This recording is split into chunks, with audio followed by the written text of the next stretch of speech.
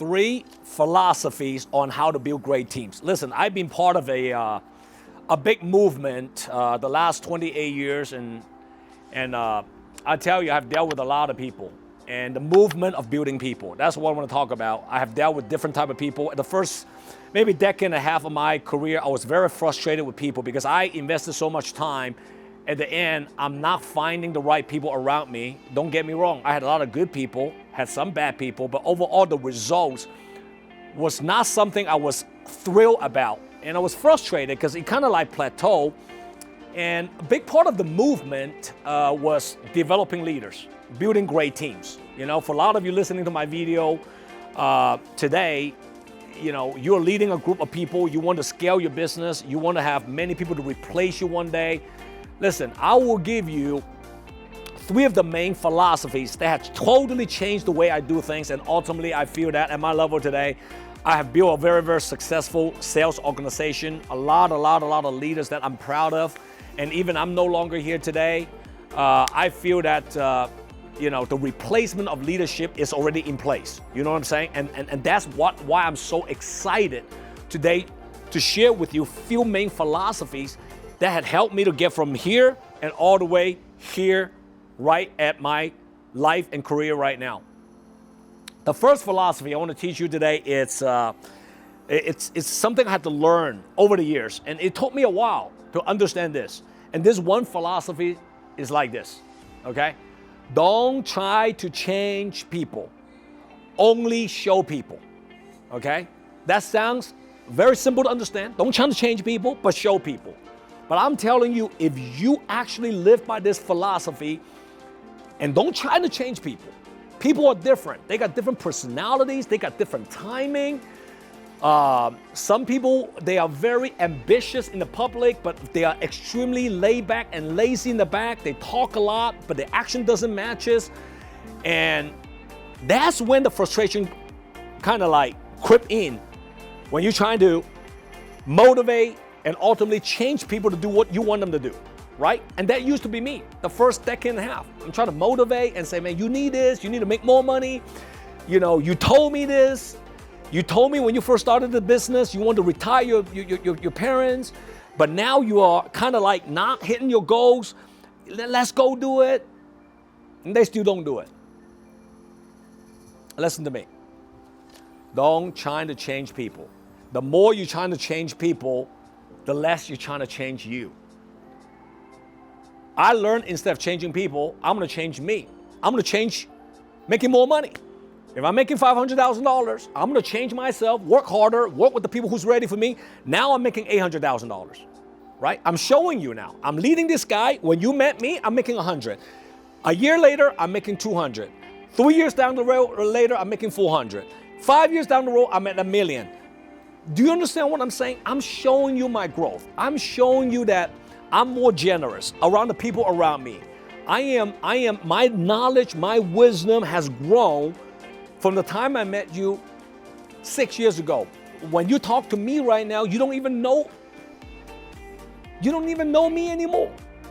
Because I have a lot of people came up to me and said, wow, man, I don't know you anymore. And that's a compliment to me, because if somebody worked with me for like 6, 7, 8 years, and they already know what I'm gonna say, they already know the same style, that everything is the same, and I'm kind of like not growing, that means I'm not growing. I'm trying to change you. I'm not trying to change me, right?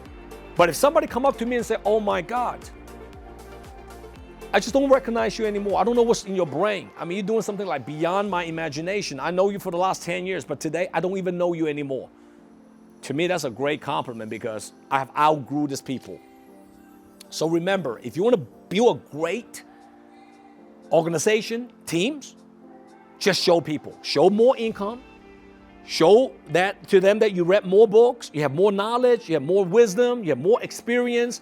You're able to add value into the business and life and teach them and guide them if they want to learn from you, you know, and you're developing other people around you that's also growing. You become their flag carrier.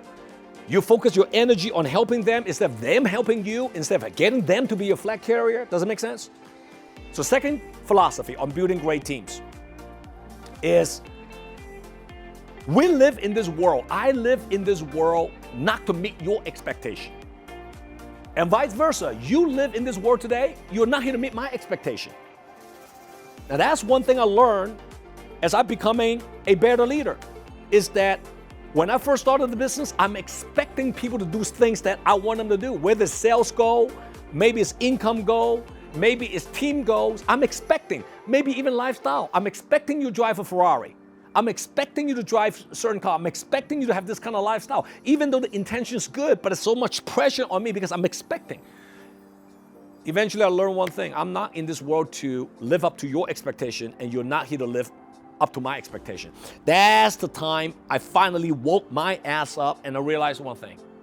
All I had to do is learn how to ask people's questions, finding out what they really want to achieve at that moment in their life. It's like the 4 seasons. Sometimes it's fall, sometimes it's spring, sometimes winter, they don't want to do it anymore. Sometimes it's summer. They all of a sudden they wake up and say, hey, I want to do some big thing in the next 6 months. At any single season, my job as a leader is to figure it out by asking you question, what do you want? Not what I want you to do. If you are being patiently enough as a leader, constantly asking questions at different seasons for your people, and just listen and find out what they want. Now, all you gotta do is try to help them to get what they want. That's all it is. So don't try to have other people to live up to your expectation as a leader. And once I learned how to do that, I was able to attract different people, different seasons, different players. Some of them, they're not starters. They just bench players. They play a game or two the whole entire season, meaning they're making 1 or 2 sales a month. But that's all they wanted to do. They want to make a few $1,000s a month and have the whole weekend to themselves and their family. They're happy. Fantastic. I learned how to be happy for them. And some of them, they want to pay the whole season. As a matter of fact, they want to pay 4 seasons. They want to be the quarterback. They want to be the starter running back. They want the ball to pass it to them. They want recognition. They want to be known. Fantastic. I have different strategy for those guys and girls that want to be lions and tigers. More intensive program than the one that just want to make a few $1,000s and making extra 1 or 2 sales a month. Nothing wrong with that. I'm truly happy either way. Again, I learned how to not instill my expectations on all these people, instead by asking deep questions and truly find out what are these people want when they are working with me. And that changed the game entirely. I promise you that. And the third philosophy of building great teams is when you give your time as a leader, when you give out your resources as a leader, don't expect anything in return. Zero expectation. I see leaders, sometimes they invest a lot of time on certain people. They give a lot of knowledge, a lot of strategies. They invest a lot of time. I get it, you work hard. But then in their mind, they're like, you gonna make me some money? You're not producing anymore? Why are you doing that? Guess, listen to me. I have invested a lot of resources, financially and time and all the stuff, to a lot of guys I'm mentoring. Let me tell you what the bottom line is. And here's my conclusion. It doesn't matter what I teach. Most people won't do it. Most of the guys that I mentor, they don't even do it. And few of the guys, some of the guys, they do it, but eventually they don't do it. Meaning they do a little bit, make a little bit of money, they don't do it anymore. And few of the guys, they do it for a long period of time, and they ended up betraying me. And only very, very few guys does it consistently, apply, and stay loyal. But I expect nothing from any of these people. Once I mastered this way of thinking and doing things and actually okay with it, man, I'm at peace. I'm happy. You know, I'm okay.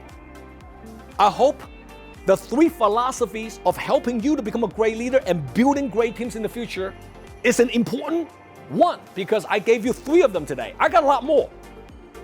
Post a comment below after you listen to today's video, and let me know your philosophy on building great teams. So some of you probably also have something to share with me and other audience that's watching my content. Hope you love my message today.